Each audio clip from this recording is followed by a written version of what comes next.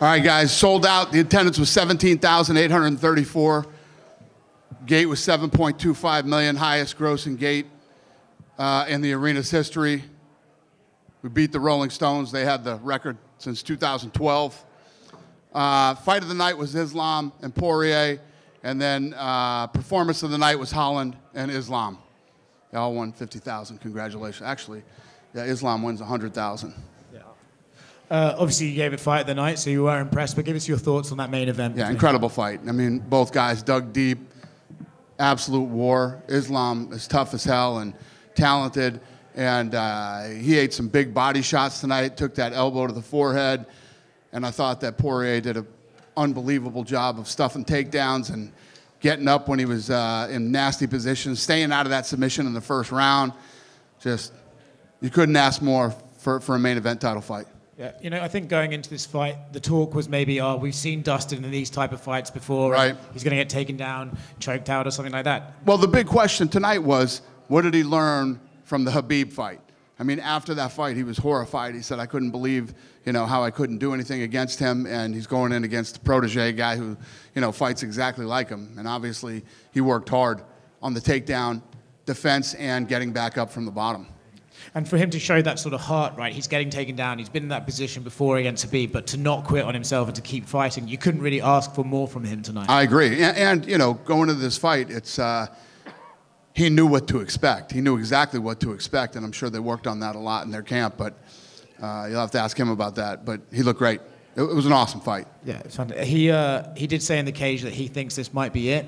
Do you think he should walk away if he's talking like that, or do you think Dustin has more to offer the sport, and you never know, he might be able to climb back to another title fight in the future? Well, I think last time that we got together and talked after his fight, we were talking about Saint Denis and how he sort of flipped out. And, you know, I say this all the time. Fighters are a very paranoid bunch, you know. They're trying to get me beat, or they're trying to do this. We don't do anything. We put on fights. Whether you win or lose is up to you. And I think that Dustin, you know, coming out of the Saint Denis fight, had to have a lot more confidence than he had going in. You know, we put you in these positions to do great things and you know, achieve greatness. And he was that close tonight, you know, coming back and possibly winning a world title. Would you like to see him fight again? It's up to him. It's not up to me. It's up to him. He knows what he wants, doesn't want. He knows how he felt. He knows how he feels right now. That's all up to him. Listen, he's a star. He can stay around here as long as he wants to. Co-main event, Sean Strickland beat Paulo Costa. There was kind of a weird judges' scorecard in there. They gave it to Paulo, I think. It wasn't weird. It was fucking nuts is what it was. It's insane. That guy should never ref a big fight again. They should kick him back down to the minor leagues and let him work on his judging. It's unbelievable. I mean, how anybody who isn't an absolute fucking lunatic could call that fight a split decision. I don't even know what to say about that. It's insane. That guy shouldn't be judging big fights. What did you think of Sean Strickland's performance? He said he wanted to do more, but Paulo was running away from him and he couldn't engage in him. What did you think of his performance? Yeah, I mean, it's not the fight I expected. I mean, every time you see Paulo Costa in a fight, it's a war. You know, he usually goes to war. But you could tell tonight he couldn't get off. Brilliant kicking that leg the way he did. Strickland's tough as hell. Was eating those leg kicks, you know, all night. Has he been in here yet? No? Yeah, I'm wondering how he's walking because, you know, I haven't heard anything, but he did some big damage to that front leg, and, you know, I thought he fought a beautiful, perfect fight. I mean, he's a very awkward guy to fight, and how he throws those teep kicks, and his hands are so good. He's very elusive and beautiful jab, and he basically picked Costa apart and shut him down. And for Paulo, you know, on the broadcast, Joe Rogan said he feels that Paulo hasn't been the same since he lost to Israel, and he maybe lost a bit of confidence and doesn't fight the way he used to. Do you agree with that assessment, or do you think maybe Paulo's just trying to find different ways to fight? No, I think that I expected him to come in and turn it into a street fight eventually. You know, maybe they had a... My thought process in the first 2 rounds, I was like, okay, they have a game plan that he's sticking to. He's chopping that front leg, trying to get him, and then he's going to turn this into an absolute street fight, and the street fight never came. I think that Strickland was way too unorthodox for him and kept that jab in his face and kept pressure on him basically the same way he did Izzy. Stand right here. Joe Rogan on the broadcast called Islam the perfect lightweight, and they're just the size, his style of fighting, just his fight IQ. I'm curious, like, where do you rank him in this pantheon of lightweights that we've seen over the years? Yeah, I think he's, you know, one of the greatest of all time. I think he's incredible. I don't think he's the pound-for-pound best fighter in the world. For anybody to call Islam the pound-for-pound best fighter in the world when Jon Jones is still fucking fighting is nuts and shouldn't be ranking in the pound-for-pound or doing any of the fucking rankings ever, if that's what you really think. Jon Jones has never lost a fight, ever. He's fought all the baddest dudes in the world. And then when you think about what pound-for-pound rankings really mean, he moved it up to heavyweight and destroyed the best guy in the world.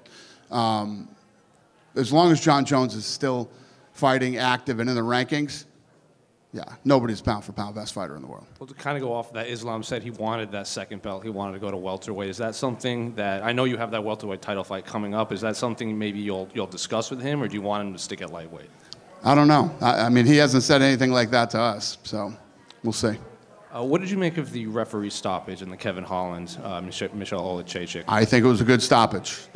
When the guy's arm is going this way, but it's that way, yeah, you should probably stop the fight. I mean, and even Kevin Holland came over and said to me, I don't want to break the guy's arm, but Jesus Christ, he's tough.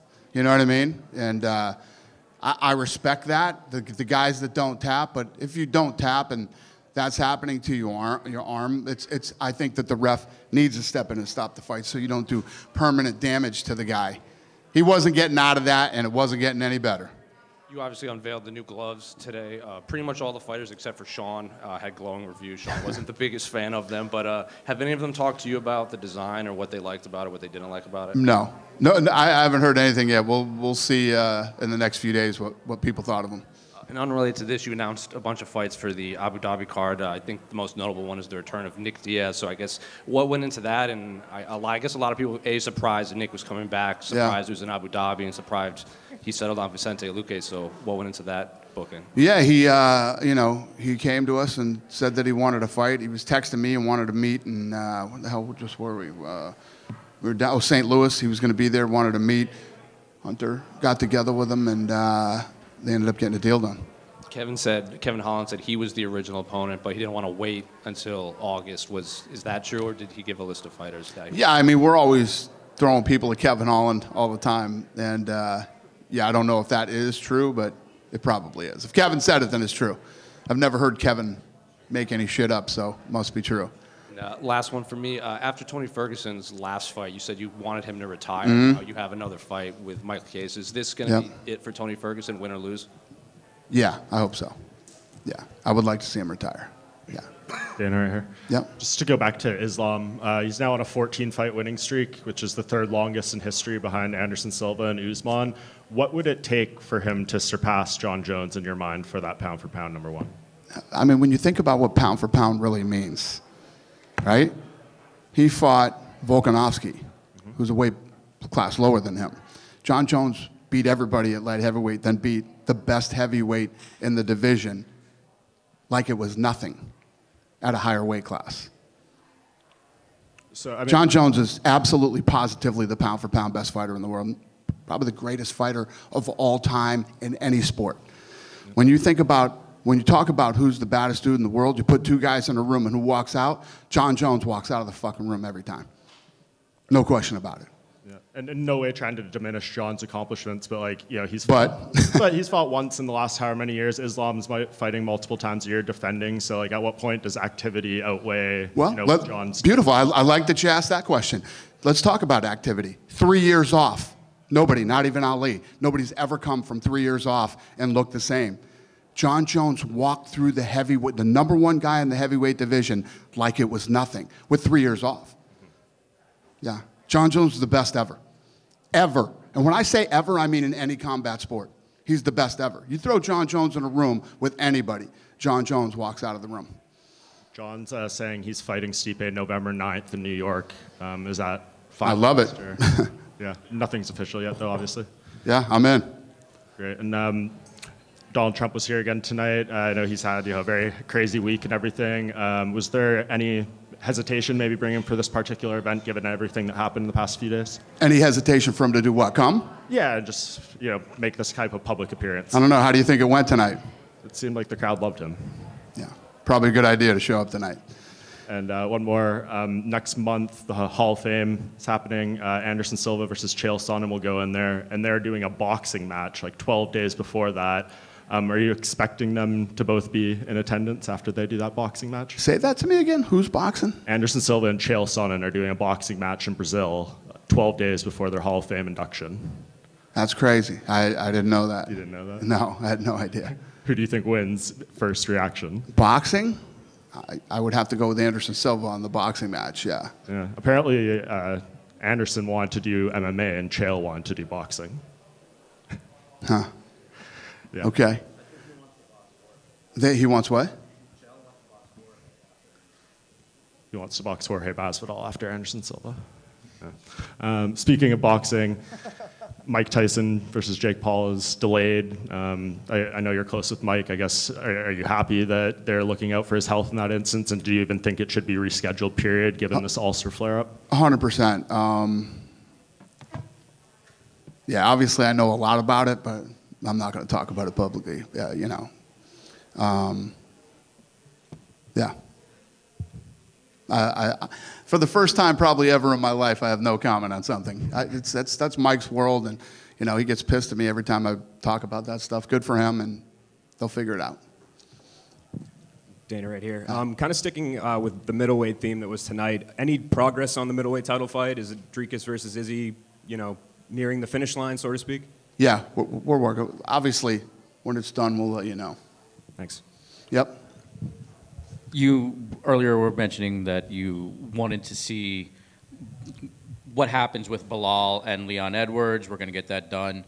Whatever happens if Bilal gets hurt and Islam does want to step in against Makhachev, against Edwards, excuse me, do you actually think that would ever happen? Would you try and book that if he's healthy and Bilal gets hurt, say? Well, like you're saying, like he was just saying a minute ago when he was talking about Islam, you know, Islam's has accomplished a lot of things in that division. He's done some incredible stuff. I don't know. We'd have to get in and talk about it, look at it, and I don't know. So you're not adverse then to say book him a title fight if the situation was right, you think? Right. Okay. Yeah. Yeah, I mean, the guy has accomplished a lot in his career and obviously in this division. And yeah, we'll look at it. Dana, you spoke about, you know, the crowd a little bit. The first time you guys been here since 2019. Yeah. You know, just what was your overall thoughts of just the energy? And This place was incredible, man. It was awesome. This place was buzzing all night. They were waiting for something to happen. Yeah, jerseys. So tonight, the arena got me bought me this board, and it's all the fights in order that have been in New Jersey. And what's incredible is the first fight in Jersey was in 2000. Me and the Fertittas were there looking at, you know, the UFC at the time. Then we come back in 2001 at the Taj Mahal. We come back to the Taj Mahal for the second fight, and then the third fight is at the Meadowlands. So it's kind of cool to see the, you know, the posters all laid out and think about, you know, basically 25 years ago how, you know, we were at the first one here in Jersey. So Jersey's always been good to us, and it's always fun to come back here. Thanks. Hey, Dana. Jailton Almeida said he wants to face Cyril Gane in September. Is it a fight that interests you? I don't know. I don't even think about this stuff until we get back to the office and get back in the war room and start talking. But the initial idea to Paris, it's something like Cyril Gane, or don't? I don't know. Anything's possible. Off the top of my head right here, right now, I couldn't tell you who's going to fight Cyril Gane next or what's going to happen next. So, okay. And what did you think about the performance of Jailton? Yeah, looked good. Great fight. Yeah. Thank you. Yep. Dana, right here. What's up, Kevin Holland has been a guy, like you said, you throw names at him all the time. Tonight he put out, you know, an awesome performance. It was a short notice fight too. What's his value been like to the company, and what do you think about his performance tonight? Listen, I like him very much personally. We have a great relationship, and he's fun to watch, you know. He goes in and puts on fun, entertaining fights all the time. Gets dropped, you know, it's on his back, defends, and then gets him in the armbar and finishes the fight with the armbar. He's always fun and exciting to watch. Definitely. And this one was kind of surprising. After the unanimous decision victory for Eileen Perez, she came back here and actually said that she was ready for a full-fledged 5 rounds if need be with Kayla Harrison. What are your reactions to that? I love it. I love when people talk like that. I love when that's their attitude. I love when they want to step up and take opportunities and go after the big dogs. It's good stuff. Thank you. Hello, sir. Hi. Islam Makhachev recently said that he had remained only one opponent in lightweight. It's Arman Tsarukyan. So can you tell me, is there any single chance that you can organize this match, this fight in Russia? No, nowhere. Makhachkala, Moscow, St. Petersburg. Who? Islam Makhachev, Arman Tsarukyan. In Russia?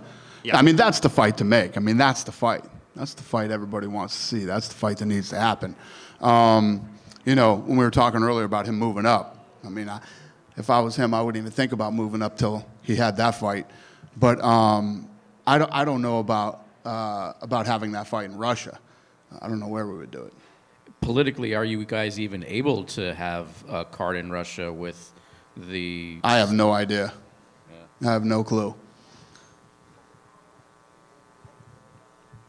Cool? Have a good... Yeah? Sorry, thank you. Do you continually think of who could be the next contender for the BMF title? And after what happened in the face-off, do you think Islam could eventually fight for the BMF? We're working on the BMF title right now, yes. But, you know, Islam is, you know, one of the greatest fighters in the world ever in that division and one of the greatest pound-for-pound fighters in the world. So I don't think he'd be fighting for the BMF, but, you know, the Tsarukyan fight is what we like. That's the fight we want to do. And last question, from a businessman point of view, what do you think on the whole ADCC and Craig Jones invitational situation going on? Do you think it's a smart business move? I don't know anything about it. That he booked the submission tournament the same day as ADCC and made like a lot of different prices in terms of money for the submission fighters. Huh. Sounds good to me. I like it. I like his style. Dana, just go two more. What you said about the BMF, that's in the works. Ilia Topuria said he wouldn't fight Max Holloway unless the BMF title was on the line. Is that something that like rubs you the wrong way, or is something? No, it doesn't rub me at all. I love that people love that belt and want to fight for it. I love it. What's the status of that? Are you guys working towards it? Yeah, we're working on a lot of stuff right now. Obviously, we got, you know, we got the Sphere coming up. We got Madison Square Garden. You know, we got a lot of big fights coming up around that time, so we'll get it figured out. Well, a big fight coming up is the next pay-per-view, Conor McGregor's return, of course. Great promo tonight, but we've seen in the past few days there's been like some footage coming out of him having some fun in the clubs and stuff. Does any of that concern you, like 4 or 5 weeks out from the fight? Well, again, you and I, here we are. We were talking about Jon Jones. Jon Jones was doing a lot of that stuff too back in the day, and many other fighters throughout history. I don't know what's real on the internet and what's not real on the internet. I don't know timing-wise. And one of them, he's got a beard, and one of them, he doesn't have a beard. And I have no idea. I don't know if any of that's real or true or whatever. But, you know, Conor's not a dumb guy. And you know, this is obviously a big fight for him. He's calling it the best comeback in the history of sports and all that stuff. So we'll see what happens. I'll actually be with him tomorrow. So I'm flying there right now. Yeah. So I'll see what's going on. Yeah, what do you think that scene's going to be like on Monday in Dublin? It's going to be awesome. It's going to be awesome. I'm excited to be going back to Ireland, and I love the people over there. There's always great energy. It's going to be fun. I'm looking forward to it. Dana, far left. Yep. You're far left. Working with WWE a little more closely over the past couple months, I mean, you've had so much success with UFC, WrestleMania. They've been on a hot streak too. Have you been able to work with them, learn from them at all, or has it been more separate? You're with UFC and less with WWE. It's very separate. I haven't worked with them at all. I do what I do, and they do what they do. They're using some of the people from my team to help them in different areas, you know, business-wise. But as far as putting on live events, I mean, WWE is very good at what they do, and we're very good at what we do. And, you know, that's about as far as it goes with me. It is significant to have a former president here, someone running for president as well. But I think that politics aside, the part of the relationship that gets maybe less heralded is the loyalty. Like you talk about Jersey, the Trump relationship, what, you guys have been connected since the 90s? Well, it's like what we were just talking about when the Jersey, the arena here brought me all the fights in line. I wish I had it here, I'd show it to you, but all the fights that have happened in Jersey. And the first one, Bob Meyerowitz owned, and that was in 2000. Me and the Fertitta brothers went to that fight and sat in the crowd and watched it. And then we went to another fight too in New Orleans. And then in 2001, we bought the company. So the first fight on there is the one that we were at watching, looking at the company. The next one is at the Trump Taj Mahal, which Trump, hooked us up. The second one is at the Trump Taj Mahal. And then we left the Taj and went to the Meadowlands. So, yeah, I mean, me and Trump have been friends since 2001. And finally, just as a Boston guy, any prediction for the NBA Finals? What's that? NBA Final prediction, Celtics, Mavericks. I'm going to Game 1. I'll be at Game 1, and obviously I'm rooting for the Celtics, and I strongly believe this is their year. Yeah, thank you. Data. Yep. Real quick. So the NBA media rights has been really kind of out in the open and kind of public. Yeah, Dana right here. Hey. So the NBA media rights have been really kind of out in the open and in the public. So I guess for you guys when you're up next year, do you think that process will be kind of out in the open, or will it be kind of behind closed doors? Do I think that what will happen? Yeah. I do not think it will be a public conversation. No, I don't ever really talk about money publicly or do any of that stuff. So, is that the poster? Here, give me that poster. So check this out. So.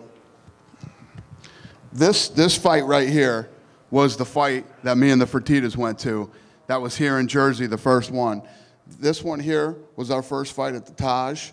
This was our second fight at the Taj, and this one here was the Meadowlands. So this is where we're looking at it, thinking about buying it. This is after we do the first two with Trump, and then we moved to the Meadowlands, which was obviously a much bigger arena. But this thing's huge. They have a huge one for me, and it's framed, and it's awesome. I love it. You guys done with me? Who we got? Hi, Dana. Hi. There was the report that Khabib's brother Usman was escorted by the Secret Service from the arena. What happened? Еще раз по-русски скажите. Там ходили новости, что брат Хабиба Усман был с арены проведен Secret Service. There was news about the fact that Usman Nurmagomedov, Habib's brother, was actually escorted from the arena by the Secret Service. Is that true or not? Is it? Dana, what happened was he was in the right here. He was in the fighter section behind the cage, and when Islam got the finish, he jumped over the barrier and jumped into the cage, and then security escorted him. So there you go. Did you hear that? He jumped over the cage after the fight, which you can't do, and security escorted him out. Понял, он перепрыгнул через клетку. Yeah, you can't do that. Yeah. What do you got? Данный вопрос от российских медиа. Если представить, что турнир все-таки состоится в России, вы бы хотели, чтобы его посетил Путин, как сегодня посетил Трамп? Question from Russian media: if, let's say, hypothetically, the fight does take place in Russia, would you like for Putin to come to see the fight, much like Trump came to see the fight today? President Putin. It's funny because any president of a country that comes to a fight, obviously we'd be blown away and honored to have, at any of our fights. So yes, obviously, if it was in Russia, yeah, I'm sure the president of the country would be more than welcome to come. Это всегда очень круто, когда президент страны, в которой происходит бой, приходит на события. Поэтому, конечно же, если будет в России и Путин в это время будет президентом, почему бы нет? Конечно, было бы очень круто, если он придет на наше событие. Have a great night. Thanks, Jersey.